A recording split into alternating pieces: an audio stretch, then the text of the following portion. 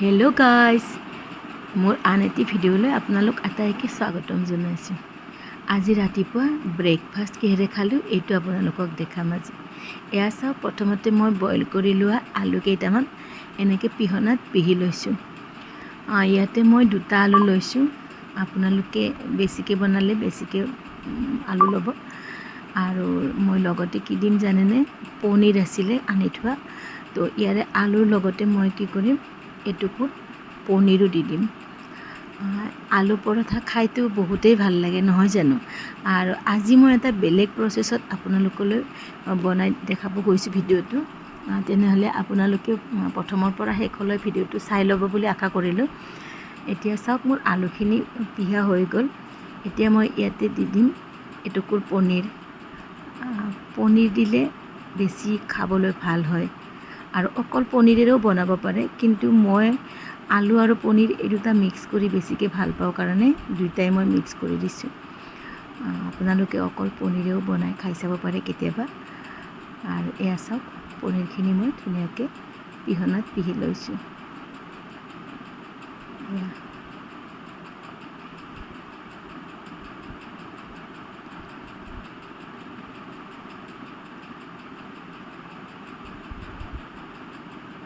এইখিনি ধুনীয়াকৈ আমাৰ পিহা হৈ গ'ল। আৰু এতিয়া মই কি দিম, এটা ডাঙৰ পিঁয়াজ মই চপাৰত মিহিকৈ কাটি লৈছোঁ। এয়া চাওক, পিঁয়াজটো মই ইয়াতে দি দিছোঁ। আৰু ইয়াতে দি দিম মই অকণমান কেঁচা ধনিয়া পাত। ধনিয়া পাত দিলে এনেও গোন্ধটো বহুতেই ভাল হয়, নহয়নে বাৰু। আৰু ধনিয়া পাত দি দিছোঁ। লগতে মই দি দিম ইয়াতে নিমখ আৰু অকণমান জিৰা গুড়ি। জিৰা গুড়িৰ লগতে ইয়াতে অকণমান হালধি দিম কালাৰটোৰ কাৰণে। আপোনালোকে ইয়াতে জলকীয়াও দিব পাৰে, কেঁচা জলকীয়া সৰু সৰুকৈ কুটি দিব পাৰে। মই কিন্তু জলকীয়া দিয়া নাই, কাৰণ আমি জলকীয়া নাখাওঁ। মোৰ ল'ৰাই একদমেই খাব নোৱাৰে জলকীয়া। চ' মই এইটো স্কিপ কৰি দিছোঁ। আপোনালোকে যদি জ্বলা খাই ভাল পায় তেনেহ'লে ইয়াতে কেঁচা জলকীয়া মিহিকৈ কাটি দিব পাৰিব। এতিয়া চাওক, এইখিনি মই ধুনীয়াকৈ সানি লৈছোঁ আলুৰ লগত, যাতে পনীৰখিনি ভালদৰে মিহলি হৈ যায়। এয়া দেখিছে নহয়। ইয়াতে এতিয়া মই কি কৰিম, কালাৰটোৰ কাৰণে অকণমান হালধি দিম। আৰু আপোনালোকে ইয়াত ৰেড চিলি পাউডাৰো দিব পাৰে। মই কিন্তু অকল হালধিয়ে দিছোঁ অকণমান। আৰু দি এইখিনি চাওক, এনেকৈ ধুনীয়াকৈ সানি লৈছোঁ। আৰু মই আজি ময়দাৰে বনোৱা নাই, মই আজি আটাৰে বনাম।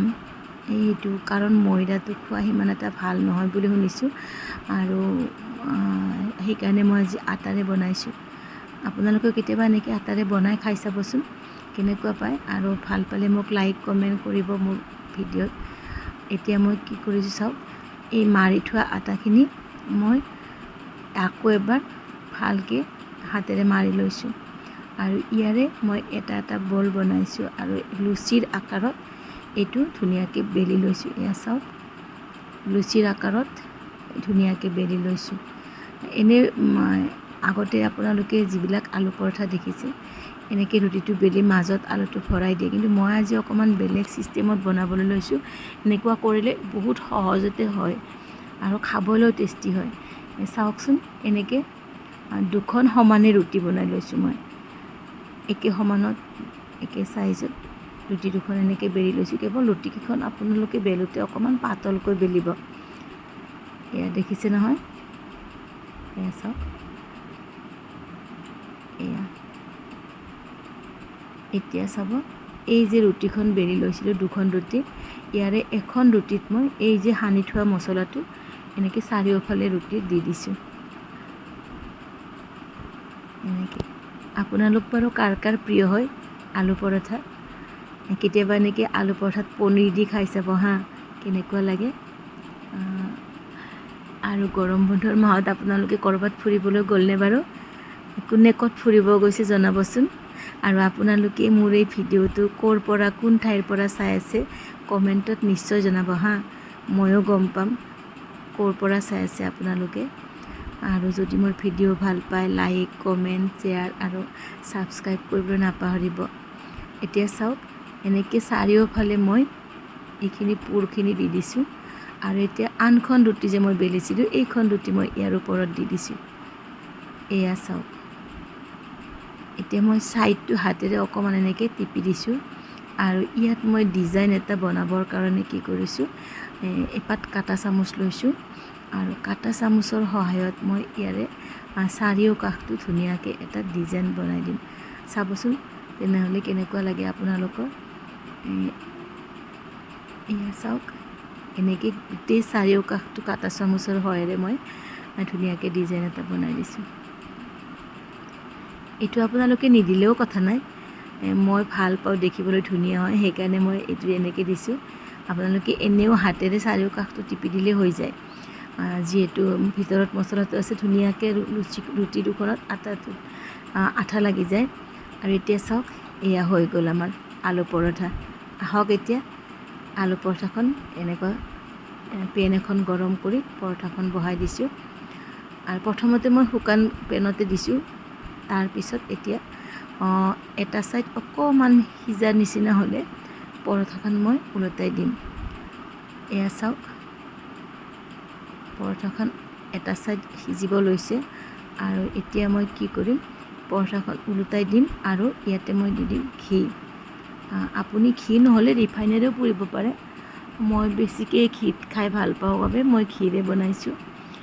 আৰু আপোনালোকে যি ইচ্ছা সেইটো অইলে দিব পাৰে।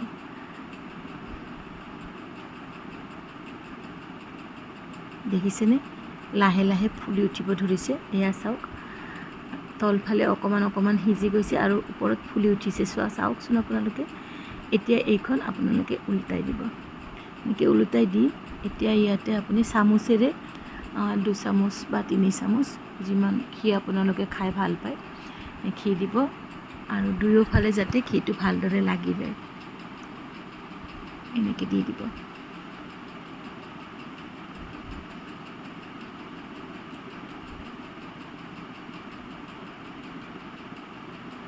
এয়া দেখিছেনে, এনেকৈ দুয়োফালে ঘিখিনি আপোনালোকে লগাই পেলাই পৰঠাকেইখন সেকি ল'ব। সঁচাকৈ খাবলৈ যে ইমান টেষ্টি হয় আৰু একেবাৰে সহজ হয়। এইটো দিলে আলুখিনি ভিতৰৰ পৰা ওলায়ো নাযায়, খুব ধুনীয়াকৈ ভিতৰটো সিজে। কেৱল আপোনালোকে এটা কথা মনত ৰাখিব, পৰঠাখন যিহেতু অকণমান ডাঠ হয় ন, তো আপোনালোকে এইটো গেছটো মিডিয়াম ফ্লেমত ৰাখিব, তেতিয়া পৰঠাখন জ্বলি নাযায়, দুয়োফালে ধুনীয়াকৈ ৰঙচুৱাকৈ ভজা যাব। এনেকুৱা কৰিলে খায়ো ভাল লাগিব আৰু দেখিবলৈ খুব ধুনীয়া হ'ব। এয়া চাওক, দেখিছে নহয় কি ধুনীয়া হৈ গ'ল ৰঙচুৱা। এয়া পৰঠা ৰেডি হৈ গ'ল আমাৰ। আপোনালোকে বাৰু পৰঠা কিহৰ লগত খায় জানেনে? কিহৰ লগত খায় পৰঠা? নে চাহৰ লগত খায়, নে দৈৰ লগত খায়, নে কিহৰ লগত খায় আপোনালোকে? মই পিছে দৈৰ লগত খাই খুবেই ভাল পাওঁ। এয়া চাওক, আমাৰ পৰঠা হৈ গ'ল।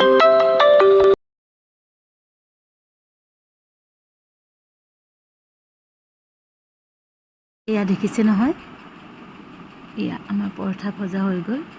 এনেকৈ মই ধুনীয়াকৈ ইখনৰ পিছত সিখন পৰঠা ধুনীয়াকৈ ভাজি ল'লোঁ। এয়া চাওক, দেখিছেনে? এতিয়া এইখন মই ধুনীয়াকৈ প্লেটত সজাই দিম। চাবচোন দেখিবলৈ কিমান ধুনীয়া লাগে। এনেকৈ চুৰি এখনৰ সহায়েৰে 4 পিচ কৰি দিছোঁ আৰু 4 পিচ কৰাৰ পিছত পৰঠাখনৰ ভিতৰত চাওক কি ধুনীয়া হৈছে। আৰু এতিয়া পৰঠাখন মই ধুনীয়াকৈ এনেকৈ সজাই দিছোঁ প্লেটত।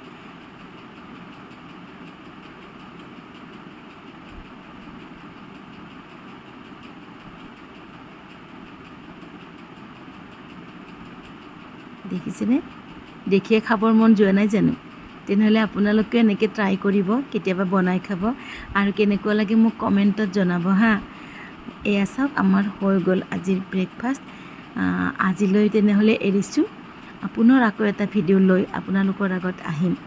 আজিলৈ bye bye, take care and see you চুন।